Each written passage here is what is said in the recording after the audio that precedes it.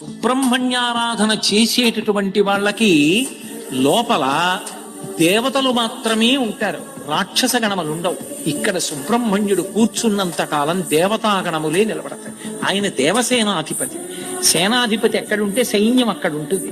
ఆయనని ఇక్కడ పెట్టుకున్నప్పుడు దేవతలు ఇక్కడ ఉంటారు. అంటే మంచి ఆలోచనలు, మంచి వృత్తులు ఉంటాయి. అసలు రాక్షస గణముల మాట ఉండదు. రాక్షస గణములు లేని కారణం చేత, దేవతలే ఉన్న కారణం చేత వాళ్ళ కర్మానుష్ఠానం అంతా పరమభక్తి తత్పరతతో నిండిపోతుంది. పరమధార్మికంగా ఉంటారు. పూజలో జ్యోతి స్వరూపమే సుబ్రహ్మణ్య దర్శనం.